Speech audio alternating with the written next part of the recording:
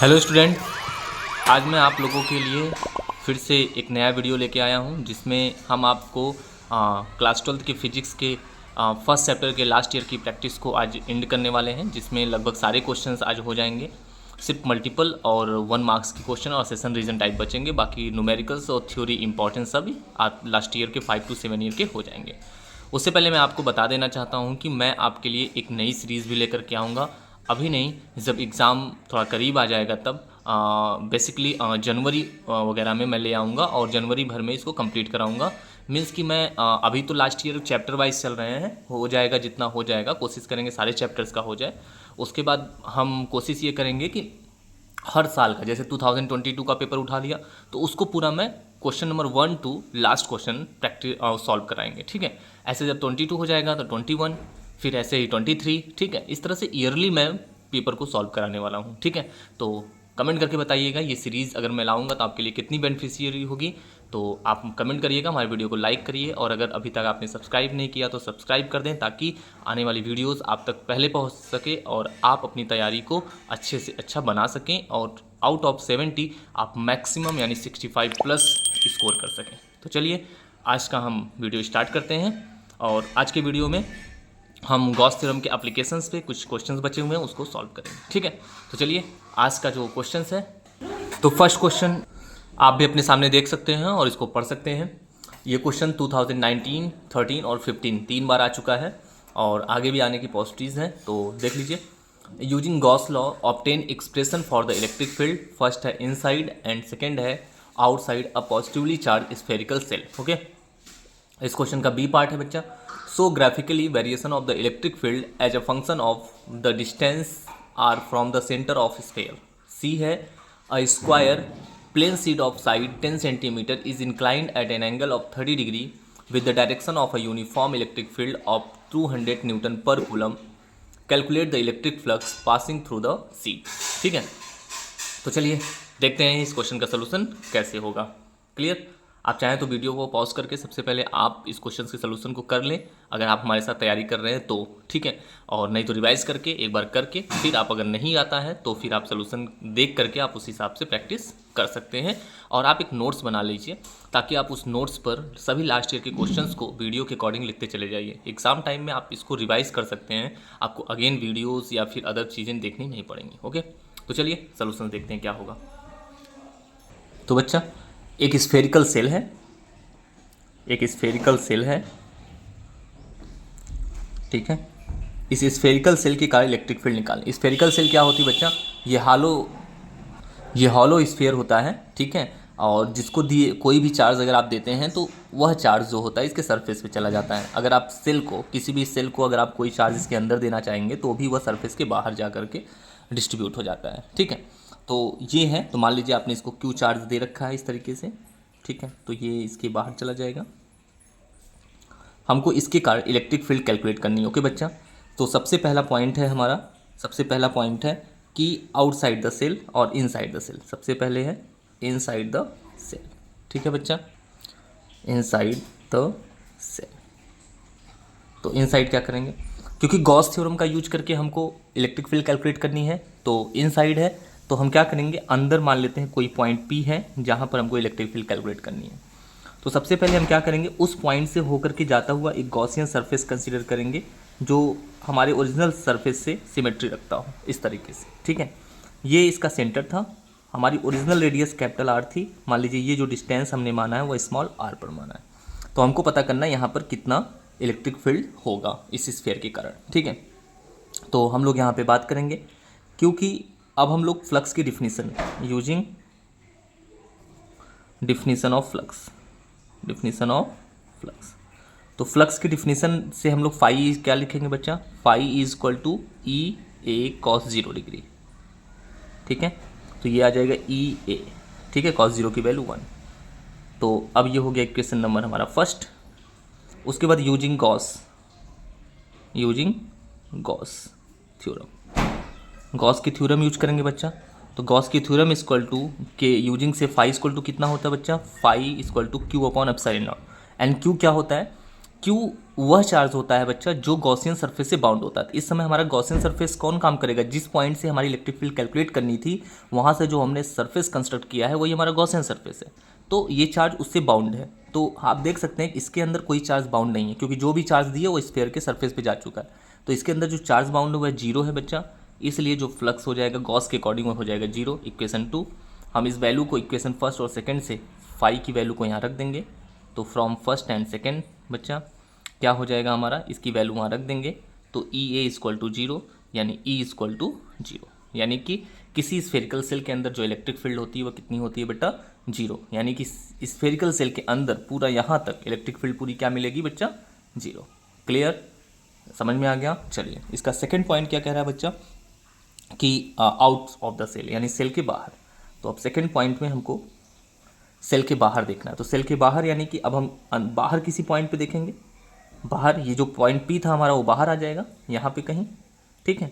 तो जब हमारा आउटसाइड द सेल होगा तो हम जो गॉसियन सरफेस कंस्ट्रक्ट करेंगे बच्चा, अब इसके बाहर से कंस्ट्रक्ट करेंगे, ऐसे इस पॉइंट से होकर जाता हुआ एक गॉसियन सरफेस कंस्ट्रक्ट करेंगे जो कि स्फेरिकल होगा, ठीक है। ये अब ये जो स्मॉल डिस्टेंस आर यहाँ तक थी, अब मान लेते हैं यहाँ तक की होगी, ये डिस्टेंस हो जाएगी, ओके बच्चा। तो अब फिर उसी तरह से हम लोग करेंगे। तो यूजिंग हम लोग इसको डेरिवेशन को आगे बढ़ाएंगे, इस पॉइंट पे इसको मान लेते हैं क्यू हो जाए, ठीक है। तो using definition of flux, flux की डिफिनीसन यूज करेंगे तो फाई इक्वल टू, ठीक है, फ्लक्स की डिफिनीसन यूज करेंगे बच्चा हम। तो फाई इक्वल टू क्या हो जाएगा, ई ए, ठीक है, इक्वेशन फर्स्ट। और गॉस की डिफिनीसन, गॉस के थ्योरम के according, Gauss theorem, theorem of Gauss के अकॉर्डिंग अगर यूज करेंगे बच्चा तो फाई इक्वल टू क्या हो जाएगा, क्यू अपॉन एप्सिलॉन नॉट। अब देखिए यहाँ पे चार्ज कितना है, अब देखिए ये वाला जो गॉसियन सरफेस अभी हमने, तो आप देख सकते हैं अभी जो मैंने गॉसियन सरफेस कंस्ट्रक्ट किया है ये, इस जितना भी चार्ज हमने दिया था क्यू सब इसके अंदर आ रहा है, अभी सब इसके बाउंड है ना। यानी अभी जो गॉस की थ्योरम के according phi equal to Q upon epsilon naught लिख रहे हैं, तो वहाँ पे ये पूरा चार्ज क्यू उस पर आ जाएगा। क्लियर, तो चलिए हम लोग लिखते हैं, ओके बच्चा। तो इस तरह से ये चार्ज क्यू पूरा आ जाएगा। क्वेश्चन 2 फर्स्ट और सेकंड से हम इसको इक्वल कर देंगे, तो फ्रॉम फर्स्ट एंड सेकंड, तो बच्चा क्या हो जाएगा, ये E A equal to Q upon epsilon naught, और बच्चा ये ई इक्वल टू निकालेंगे तो Q upon A epsilon naught. A क्या है, एरिया है किसका, गॉसियन सरफेस का, ठीक है। तो अब हम इसका एरिया रख देंगे कितना आएगा, ठीक है। तो यहाँ पे ई इक्वल टू हो जाएगा बच्चा हमारा, इसकी ए की वैल्यू रखेंगे तो कितना आएगा, 4 पाई स्मॉल आर डिस्टेंस माने थे तो वही उसकी रेडियस होगी गॉसियन सरफेस की, and Q upon epsilon naught, ठीक है। तो ये हो जाएगी बच्चा हमारी इलेक्ट्रिक फील्ड। क्लियर, तो ये हो गया बच्चा हमारी electric field outside the shell, ठीक है। तो सेल के आउट हमारी इतनी इलेक्ट्रिक फील्ड यहाँ पे मिली, यानी 1/4 pi epsilon naught Q upon R square. यानी ये वेरीज कैसे करती है बच्चा, outside the shell E proportional 1/r square, ठीक है। ये इसके अकॉर्डिंग इलेक्ट्रिक फील्ड यहाँ पे वेरीज कर रही है। तो चलिए ये हो गया, और सरफेस पे भी निकालेंगे। अगर आप एट द सरफेस, ऐसे कहा नहीं है लेकिन अगर आप एट द सरफेस निकालना चाहते हैं, एक थर्ड केस अगर आप बनाना चाहते हैं कि मान लीजिए आप थर्ड केस यहाँ पे बनाना चाहें कि एट सरफेस, उसके सरफेस पे कितना होगा, तो उसके सरफेस पे बच्चा सारा चार्ज तो सरफेस पे आएगा, तो सिर्फ ये स्मॉल आर जो है वो कैपिटल आर में, मतलब जो स्मॉल आर डिस्टेंस ले रहे थे वो उसके रेडियस के बराबर आ जाएगी। यानी आप यहाँ से ई इज इक्वल टू लिख सकते हैं 1/4 pi epsilon naught Q upon R square, ठीक है। ये यानी कि सरफेस पे जो हो जाएगा इतनी इलेक्ट्रिक फील्ड हो जाएगी, उसके रेडियस के अकॉर्डिंग चेंज होगी, और उसके बाद जैसे जैसे डिस्टेंस बढ़ेगी इलेक्ट्रिक फील्ड ऐसे डिक्रीज करती चली जाएगी। तो ये आउटसाइड हो गया, ये इनसाइड हो गया, ये एट द सरफेस हो गया, बट पूछा नहीं था। ओके, चलिए समझ में आ गया। अब इसका बी पार्ट क्या है बच्चा, तो बी पार्ट आप जैसा कि देख सकते हैं, इसने बोला है कि आप ग्राफ के द्वारा शो करिए, तो हम ये ग्राफ द्वारा शो कर रहे हैं। ये एक लाइन हमने ले लिया वाई एक्सिस, और ये बच्चा हो गया हमारा एक्स एक्सिस। एक्स एक्सिस पे हम लोग दिखाएंगे आर, इस पे हमने डिस्टेंस आर को दिखा दिया, और यहाँ पे हम लोग दिखाएंगे इलेक्ट्रिक फील्ड। क्लियर, तो अभी आपने देखा कि 0 से लेके आर तक, यानी यहाँ तक मान लीजिए ये डिस्टेंस आर आ जाए, ये डिस्टेंस बच्चा आर आ जाए, तो आर इक्वल टू आर तक कोई इलेक्ट्रिक फील्ड नहीं है, और ये उसके सरफेस तक क्या होगी, इलेक्ट्रिक फील्ड 0 होती है अंदर से, यानी अंदर से लेकर के पूरा यहाँ तक 0। फिर अचानक से सरफेस पे उसकी इलेक्ट्रिक फील्ड क्या हो जाती है बच्चा, मैक्सिमम। सरफेस पे आर इक्वल टू आर पर इसकी फील्ड क्या हो जाती है, मैक्सिमम। और उसके बाद क्या होती है, ये 1/r स्क्वायर इन्वर्सली प्रोपोर्शनल, यानी इसके अकॉर्डिंग ये डिक्रीज करना शुरू कर देगी। तो कुछ इस तरीके से, ठीक है, ये तो कुछ इस तरीके से आपका ग्राफ हो जाएगा। ठीक है बच्चा।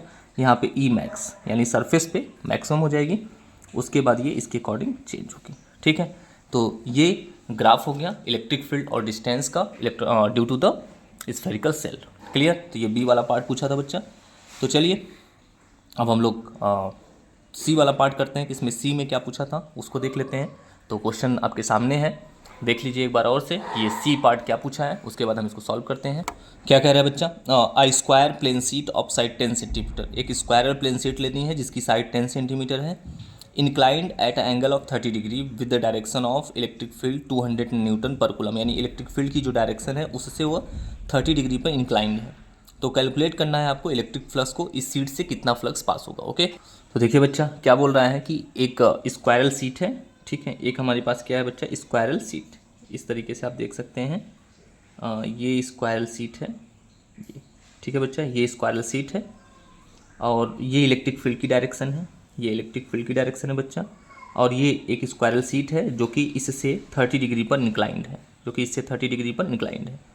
अब बच्चा जो हमारा एरिया वेक्टर होता है, एरिया वेक्टर हमेशा सरफेस से 90 डिग्री पर होता है, तो एरिया वेक्टर इस सरफेस से जो होगा ऐसे 90 डिग्री पर एरिया वेक्टर होगा, ये इसका एरिया वेक्टर है। ठीक है, जो 2D पे पॉसिबल नहीं है, लेकिन यूँ समझ लीजिए कि वह इसके परपेंडिकुलर आउटसाइड ऐसे 90 डिग्री पर है, ऐसे ये 90 डिग्री पर है। ठीक है, तो अब आप देख लीजिए कि अगर ये 90 डिग्री पर है तो किसका एंगल कहाँ पे किससे बनेगा, हम लोग उसको यहाँ पे देखते हैं। तो बच्चा थोड़ा सा इस तरीके से आपको समझ में आ रहा होगा, लेकिन नहीं आ रहा होगा तो इस तरीके से आप इसको डायग्राम बनाएंगे तो ज़्यादा समझ में आएगा। जैसे मान लीजिए कि कोई भी चीज़ इस तरीके से है, ठीक है, ये मान लीजिए सरफेस है स्क्वायर का और स्क्वायर के ऊपर ये एक नॉर्मल है। ठीक है, यानी स्क्वायर का जो सरफेस एरिया है वह इसके साइड, ये क्या है बच्चा, इसकी साइड से 90 डिग्री का एंगल पर है।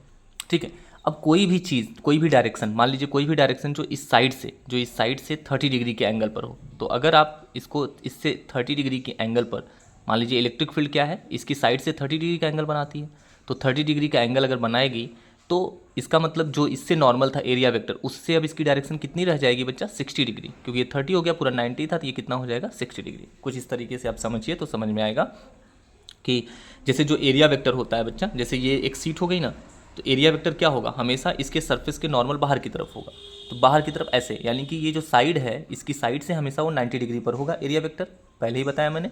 तो इसलिए ये इसकी अगर साइड है तो एरिया वेक्टर इससे 90 डिग्री का एंगल बनाएगा ऐसे। ठीक है, अब कह रहा है जो इलेक्ट्रिक फील्ड है वो इससे 30 डिग्री का एंगल बना रही है इसकी साइड से, तो इलेक्ट्रिक फील्ड को इसकी साइड से हमने 30 डिग्री के एंगल पर ऐसे डायरेक्शन को दिखाया, तो तुरंत इसके एरिया वेक्टर के साथ इसका एंगल कितना निकल के आ गया, 60 डिग्री, यानी ई और ए के बीच में एंगल कितना निकल के आ गया बच्चा, 60 डिग्री। तो अब पूछा है तो बताइए कि इस सीट से, अब ये जो एक सीट, अब ये जो सीट है, अब बच्चा जो ये सीट है उससे कितना फ्लक्स पास। ठीक है, तो इस तरीके से आप सीट को स्क्वायरल को बना भी सकते हैं ऐसे, ठीक है, ये ठीक है ऐसे, ठीक है, इस तरीके से, तो इससे कितना फ्लक्स पास होगा। तो आपको पता है flux phi E is equal to क्या होता है बच्चा, E A cos theta, E A cos theta. तो कॉस यहाँ पे ई और ए के बीच में कितने डिग्री का एंगल आ गया बच्चा, 60 डिग्री का। ठीक है, तो इलेक्ट्रिक फील्ड ई की वैल्यू दी हुई है, इलेक्ट्रिक फील्ड ई की वैल्यू जो दी है, इलेक्ट्रिक फील्ड ई की वैल्यू दी है बच्चा 200 newton per coulomb. Area 10 centimetre इसकी साइड दी थी, उसको मीटर में कन्वर्ट कर देंगे तो 0.1 आ जाएगा, क्योंकि 10 में 100 से डिवाइड करेंगे तो मीटर में कन्वर्ट हो जाएगा।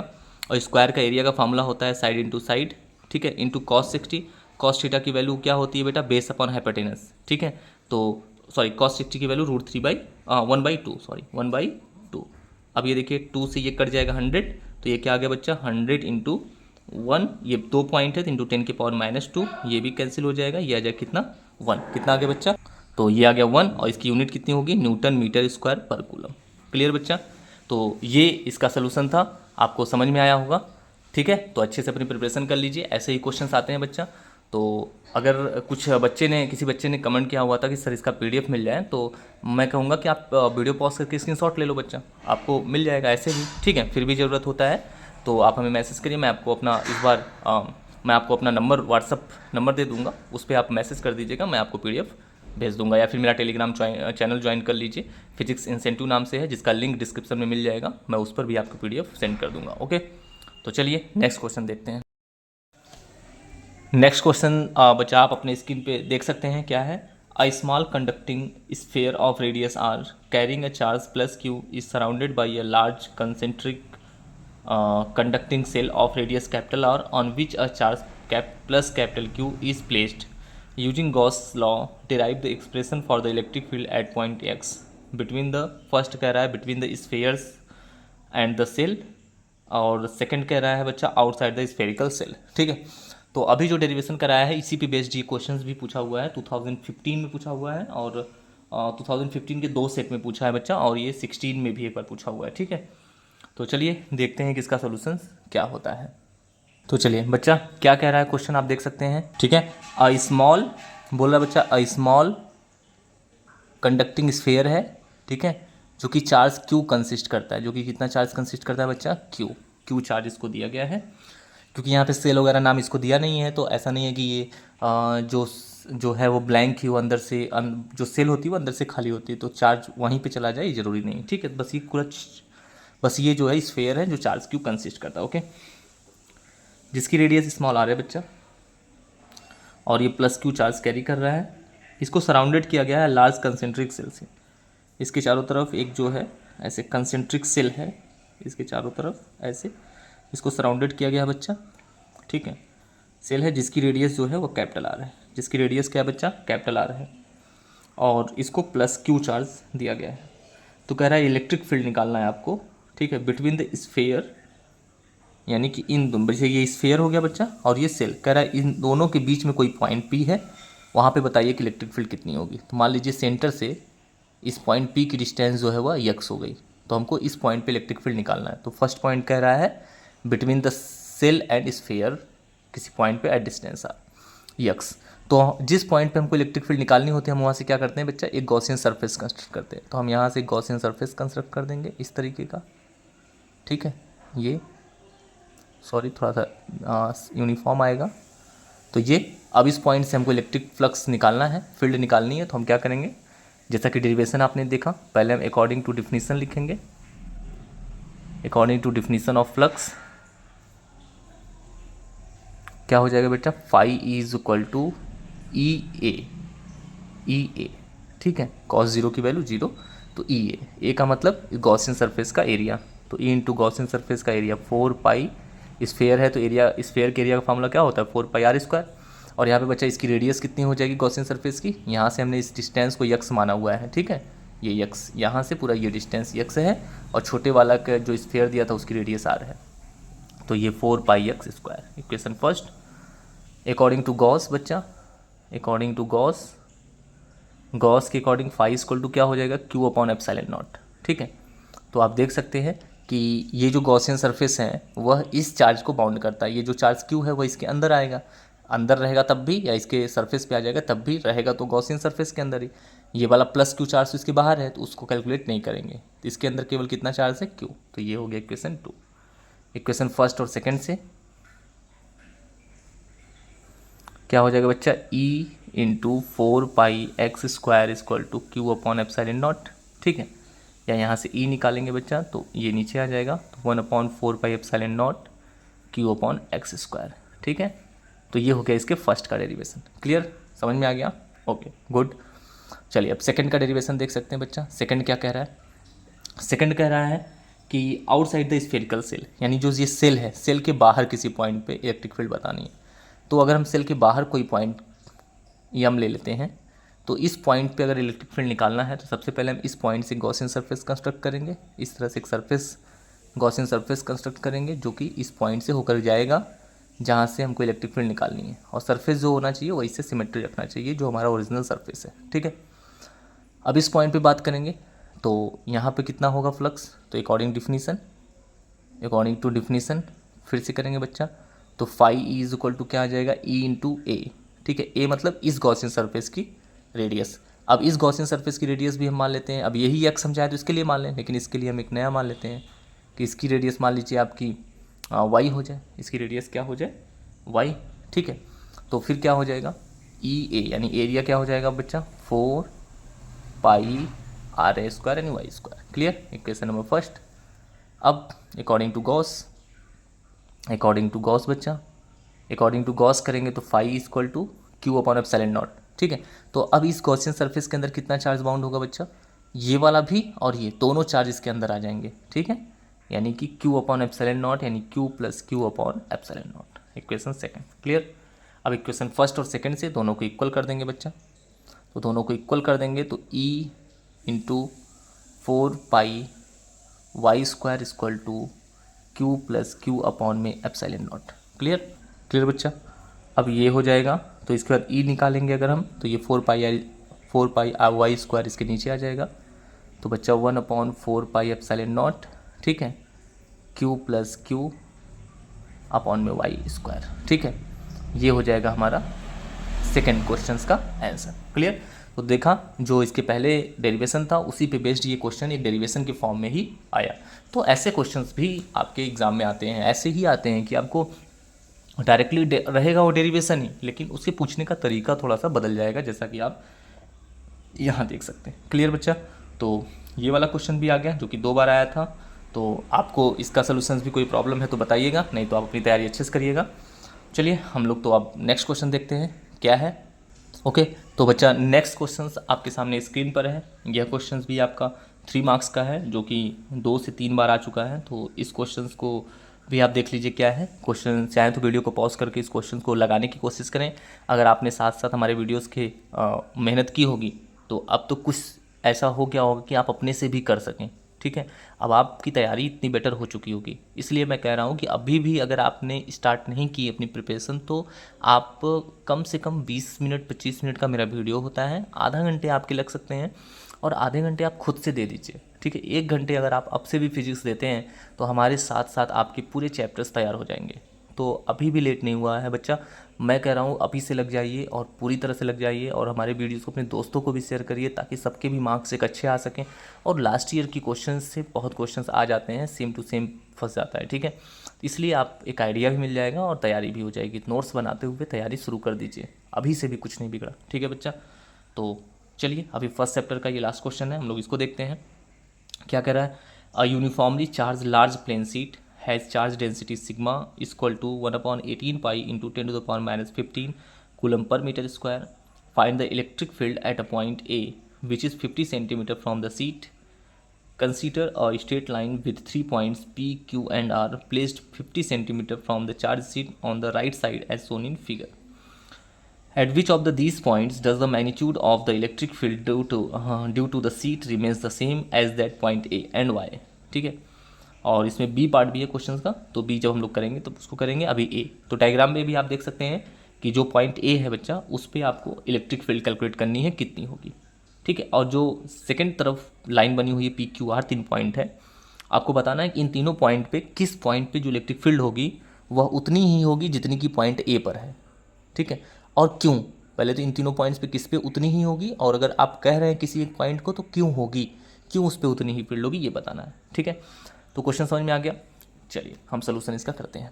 तो बच्चा अकॉर्डिंग टू क्वेश्चंस हम लोग देख सकते हैं, आपके सामने डायग्राम भी है कि पॉइंट ए पर, ठीक है, एट पॉइंट ए पर जो इलेक्ट्रिक फील्ड निकालनी है, आपको पता है किसी भी प्लेन शीट की कार, पीछे का वीडियोस देख लीजिए, मैंने डेरिवेशन भी कराया है कि प्लेन शीट की कार जो इलेक्ट्रिक फील्ड का फार्मूला होता है बच्चा, वो होता है σ/2 एप्सिलॉन नॉट, ठीक है। तो पॉइंट ए पर इस प्लेन शीट की कार जो इलेक्ट्रिक फील्ड का फार्मूला हो जाएगा σ/2 एप्सिलॉन नॉट। सीधे हम वैल्यू रख देंगे। सिग्मा की वैल्यू दी है बच्चा 1/18 pi into 10 to the power minus 15 coulomb per metre square, ठीक है। ये सिग्मा की वैल्यू दी हुई है, सिग्मा की वैल्यू ऊपर दी हुई है, आप वहाँ से देख के लिख दीजिए 1/18 pi into 10 to the power minus 15 coulomb per metre square दी हुई है, ठीक है।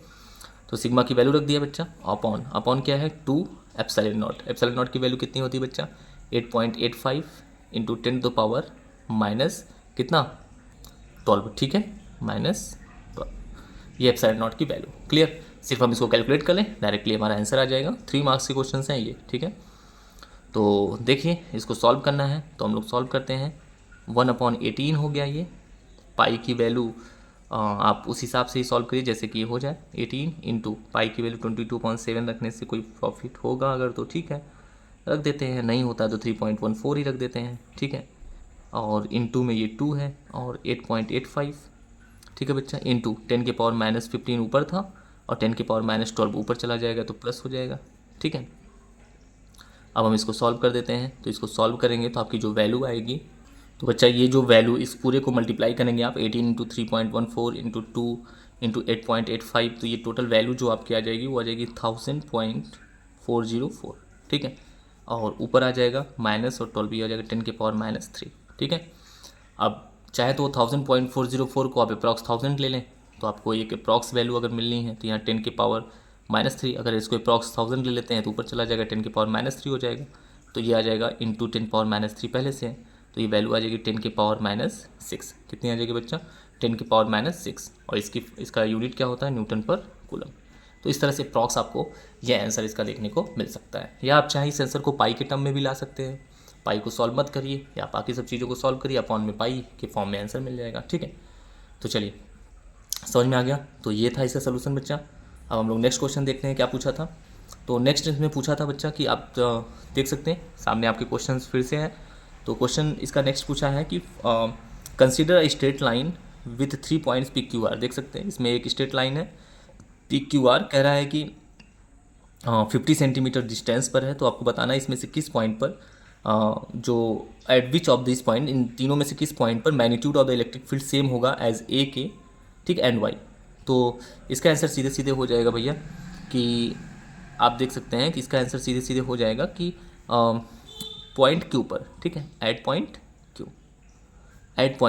क्यू पॉइंट पर जो होगा वह जो इलेक्ट्रिक फील्ड होगी, ठीक है, as same to point A के, यही पूछा है। पॉइंट ए के सेम किस पॉइंट पर होगा? क्यू के, जो मिडिल पर है, ठीक है। अब क्यों, इसका भी रीज़न है। तो इसका रीज़न इसलिए है क्योंकि वाई का आंसर क्या देंगे बेटा? वाई का आंसर देंगे क्योंकि जो क्यू पॉइंट है बच्चा, वह जो होगा वह वहाँ उसी पॉइंट पर ये सीट जो होती है वह एक लिमिटेड एक्सेस रखती है, ठीक है। क्योंकि उसी मिडिल पॉइंट पर जो आप पॉइंट क्यू देख रहे हैं, मिडिल पॉइंट पर जो सीट होगी वह एक फाइनाइट सीट का काम करेगी, ठीक है। जो सीट काम करेगी वो फाइनाइट सीट। इसका आंसर हो जाएगा कि इस पॉइंट पर, मिडिल पॉइंट पर, जो बिल्कुल बीच का पॉइंट है, वहाँ पे सीट जो है एक फाइनाइट सीट का काम करेगी, ठीक है। यहाँ से जितनी डिस्टेंस होगी उतना ही यहाँ से भी, ठीक है। तो ये फाइनाइट सीट का काम करेगी, इसीलिए पॉइंट क्यू पर उतनी ही इलेक्ट्रिक फील्ड होगी जितनी कि ये आपकी पॉइंट ए पर होगी। तो सेम इलेक्ट्रिक फील्ड उतनी ही वहाँ पे उतनी यहाँ पे, ठीक है। तो इसका आंसर लिखेंगे पॉइंट क्यू पर, क्योंकि पॉइंट क्यू के लिए ही यह सीट जो है वो एक फाइनाइट सीट का काम करेगी, इसलिए। ओके, तो ये इसका आंसर होगा, ठीक है बच्चा। तो ओके, तो आप नहीं आया तो ये समझ सकते हैं कि एक सीट है, ठीक है। सीट के इधर और सीट के इधर जितनी डिस्टेंस पे ये है उतनी डिस्टेंस पर ये है। दोनों पॉइंट सेम डिस्टेंस पे होने के नाते भी आप समझ सकते हैं कि यही पॉइंट है जिस पर कि इलेक्ट्रिक फील्ड सेम होगी जितनी कि ए पर। क्लियर? इस पे नहीं होगी, क्योंकि यहाँ पर सीट जो है वह फाइनाइट सीट का काम नहीं करेगी, ठीक है। यहाँ पर सीट जो है फाइनाइट सीट का काम नहीं करेगी। इलेक्ट्रिक फील्ड लाइंस भी जो है एक एंगल से पास होंगी, तो वहाँ पे इलेक्ट्रिक फील्ड्स की इंटेंसिटी जो होगी डिफरेंट होगी। यहाँ पे भी इलेक्ट्रिक फील्ड इंटेंसिटी जो होगी डिफरेंट होगी, क्योंकि आपको पता है फ्लक्स जो है वह एंगल पे भी डिपेंड करता है, ठीक है। तो इसलिए इस पॉइंट पे इलेक्ट्रिक फील्ड इसके जैसी एकदम होगी। क्लियर? तो चलिए आपको समझ में आ गया। नेक्स्ट क्वेश्चन हम लोग देखते हैं क्या है, अगर है तो ठीक है, नहीं तो बच्चा देख सकते हैं नेक्स्ट क्वेश्चन क्या कह रहा है। इसी का बी पार्ट है, टू स्मॉल, अभी तक ये 3 मार्क्स के क्वेश्चन थे, अभी ये अब कंप्लीट होगा, ये नेक्स्ट क्वेश्चन है, ठीक है। इसी का है, two small identical conducting sphere carrying charge +10 microcoulomb and -20 microcoulomb. तो बच्चा 2 कंडक्टिंग स्फीयर है, ये एक स्फीयर हो गया जो कि +10 माइक्रोकूलम का चार्ज कंसिस्ट करता है, और एक दूसरा हो गया बच्चा जो कि -20 माइक्रोकूलम का चार्ज कंसिस्ट करता है, ठीक है। कह रहा है दोनों एक दूसरे से स्मॉल r डिस्टेंस पर जो है सेपरेट किए गए हैं, ठीक है। एक्सपीरियंस ऑफ फोर्स F, इस समय ये दोनों के बीच कितना फोर्स लग रहा है बच्चा? F। तो ये माइनस चार्ज है, ठीक है। तो F equal to coulomb law के अकॉर्डिंग क्या होता है? K Q1 Q1 10 Q2 20 upon में R², ठीक है। ये इक्वेशन फर्स्ट बनेगा इस समय। क्लियर? चार्ज को नहीं रखते, मैग्नीट्यूड यहाँ पे नहीं रखते, क्योंकि फोर्स एक वेक्टर क्वांटिटी है। माइनस साइन ये शो कर रहा है कि इन दोनों के बीच जो फोर्स होगा वो अट्रैक्टिव फोर्स लगेगा, ठीक है, अपोजिट चार्ज है। चलिए आगे क्या कह रहे हैं? कह रहे हैं बच्चा कि अगर if they are brought in contact, कह रहा है अगर अब हम इन दोनों को कॉन्टैक्ट में लेके चले आए, इस तरह से कॉन्टैक्ट में लेके चले आए, तो कॉन्टैक्ट में लाने के बाद separated to a distance r/2, उसके बाद फिर इनको एक डिस्टेंस r/2 पर इनको सेपरेट कर दें इस तरीके से, ठीक है। तो बताइए कि जो नया फोर्स होगा वह कितना होगा इन टर्म्स ऑफ F। तो बच्चा कॉन्सेप्ट ये समझ लीजिए, जब भी 2 कंडक्टिंग बॉडी को हम आपस में कॉन्टैक्ट में लाते हैं, तो पीछे भी क्वेश्चंस मैंने कराया है, तो आप वीडियो मेरा जाकर देख लें, कि जब भी हम 2 बॉडी को कॉन्टैक्ट में लाते हैं तो हमेशा जो उनका नेट चार्ज होता है उनके टोटल चार्ज का हाफ हो जाता है, ठीक है। तो जैसे इस पर 10 चार्ज था, इस पर -20 था, तो नेट चार्ज कितना हो जाएगा -10, नेट चार्ज हो जाएगा -10। उसके बाद ये हाफ करके दोनों बराबर बराबर बांट लेंगे, जो नेट चार्ज होगा उसको आधा आधा बांट लेंगे दोनों बॉडी, उससे बॉडी के शेप साइज़ पे डिपेंड नहीं करेगा, ठीक है।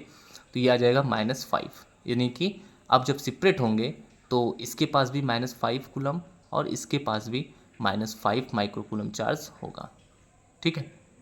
5 माइक्रो कूलम चार्ज होगा। यहाँ पर आप चाहें तो इसको माइक्रो कूलम को कूलम में बदल सकते हैं बच्चा, तो 10 की पावर -6 -12 हो जाएगा, ऐसे रख सकते हैं, ज़रूरत तो थी नहीं। तो ये हो गया। अब इन दोनों के बीच कितना फोर्स हो जाएगा बच्चा, तो अब नया force F equal to K Q1 कितना हो जाएगा बच्चा, 5 × 5 Q1 Q2 इंटू कूलम में कन्वर्ट हो गया अपॉन में R²।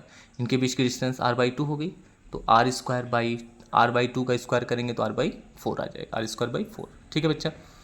ये यहाँ चला जाएगा, हम इसकी वैल्यू को रिप्लेस करेंगे तो F के टर्म में आंसर मिलेगा। तो F डैश इक्वल टू, अब देखिए हम इस आंसर को लाने के लिए हम इसके जैसा बना देंगे जिससे हम F आसानी से यहाँ रख सकें। तो देखिए यहाँ K है तो K कर देते हैं, ठीक है बच्चा। अब यहाँ 5 है, यहाँ 20 है, तो हम क्या करेंगे, इसको 20 बनाएंगे तो 5 4 ज़ा 20, तो 4 से मल्टीप्लाई कर देंगे तो ये 20 हो जाएगा। उतना ही 4 हम नीचे भी लिख देंगे ताकि कोई प्रॉब्लम ना हो। फिर से 20 है तो फिर से हम करेंगे, सॉरी यहाँ पे गड़बड़ हो गई, ये 10 था बच्चा, ये 10 था, सॉरी ये 10 था, ठीक है। तो ये 5 2 ज़ा 10, 2 से मल्टीप्लाई करेंगे तो 10 होगा, 2 से डिवाइड, क्लियर। अब यहाँ पे 5 है तो इसको भी 20 बना देंगे, तो 20 बनाने के लिए अब इसमें क्या करना होगा बच्चा, 4 से मल्टीप्लाई करना होगा, 5 4 ज़ा 20, तो अब उतने से ही डिवाइड कर देंगे ताकि मेरी वैल्यू चेंज ना हो, ठीक है। 10 की पावर -12 वहाँ भी है, 10 की पावर -12 यहाँ भी है, अपॉन में R², अपॉन में R² यहाँ भी है, ये 4 एक्स्ट्रा है तो इस 4 को ऊपर कर दीजिए, ठीक है। अब देख लीजिए आप, ये K 10 20 10 के पावर -12 अपॉन R², इसकी जगह हम लोग क्या रख सकते हैं बच्चा, F डैश, और ये 4 से ये वाला 4 कैंसिल भी हो जाएगा, ठीक है। तो इस तरीके से आपका क्या आ जाएगा बच्चा, F dash is equal to, अब इन सब की जगह आप रख सकते हैं F, और ये बचेगा आपका 2, ठीक है। इस तरह से अब जो नया फोर्स हो गया वो पहले एक फोर्स का 1/2, यानी उसका जस्ट हाफ हो जाएगा ये नया वाला फोर्स, क्लियर। शायद आपको समझ में, तो बच्चा आपको समझ में आ गया होगा कि अब जो नया वाला फोर्स होगा F डैश, ठीक है, वह पहले वाले फोर्स का कितना हो जाएगा बच्चा, 1/2, क्लियर, हाफ हो जाएगा। तो ये क्वेश्चन था जो अब बोला था, ठीक है। तो आप देख सकते हैं ये था हमारा आज का सेशन, और जिसमें मैंने आपको बताया, और ये लास्ट टॉपिक से जो भी क्वेश्चंस आए थे। तो अब हमारा जो फर्स्ट चैप्टर है बच्चा वो लगभग पूरी तरह से कंप्लीट हो चुका है थ्योरी और डेरिवेशन के टर्म में, अगर आप देखेंगे तो। और आप फिर से अगर वीडियो नहीं देखें शुरू से क्लास 12 के PYQ को, आप हमारे चैनल पे सब्सक्राइब करके देख सकते हैं हर वीडियो, और फर्स्ट चैप्टर से कितने क्वेश्चंस आए हैं, कौन कौन से क्वेश्चंस आए हैं, सब आपको अच्छे से पता चल जाएगा, और आपको रिवाइज भी हो जाएगा, उसी तरह से आप अपनी तैयारी करेंगे, ठीक है। अब हम अगला वीडियो जो लाने वाले हैं वह एक ऐसा वीडियो लाएंगे जिसमें केवल आपको थ्योरी होगी, ठीक है। यानी इस चैप्टर में जितनी भी थ्योरी आई होंगी, जितने भी डेरिवेशंस आए होंगे, उन सब पे हम पूरा एक वीडियो बनाएंगे। थोड़ा लंबा भी हो सकता है, तो 1-2 दिन बाद भी आ सकता है वीडियो, क्योंकि हम जितने भी अब तक डेरिवेशन या थ्योरी टाइप्स के आए हुए हैं 1 नंबर में, तो उन सबको भी कंसिस्ट करने वाले हैं यहाँ पे, ठीक है। तो सारे क्वेश्चन यहाँ पे आएंगे, तो इसलिए आप तैयार हो जाएं उस वीडियो के लिए, हमारे चैनल को सब्सक्राइब कर दें और शेयर कर दें। इसके बाद हम लोग नेक्स्ट सेकंड चैप्टर पे आने वाले हैं, तो गेट रेडी। अगर आप अभी तक तैयार नहीं हैं तो तैयार हो जाएं, और अगर अभी तक आपकी आंखें नहीं खुली हैं तो खोल दीजिए आंखें, और सारी की सारी अच्छी से अच्छी तैयारी, एक बेटर मार्क्स आपको सिर्फ मिलेगा फिजिक्स इंसेंटिव पर। तो फिजिक्स इंसेंटिव को सब्सक्राइब कर दें और इस पर लग जाएँ और अच्छे से तैयारी कर दें। आप पढ़ें कहीं से नो डाउट, लेकिन तैयारी करें तो सिर्फ हमारे साथ, ताकि आपको बिल्कुल एग्जैक्ट सोल्यूशन, एग्जैक्ट क्वेश्चंस आए हुए लास्ट ईयर के साथ आपको यहाँ पे सोल्यूशन के साथ मिलते हैं, तो आपको कोई प्रॉब्लम नहीं होगी। तो प्लीज़ हमारे चैनल को सब्सक्राइब और शेयर कर दें, लाइक कर दें, हमारा सपोर्ट करें। Thank you so much, thank you, bye bye.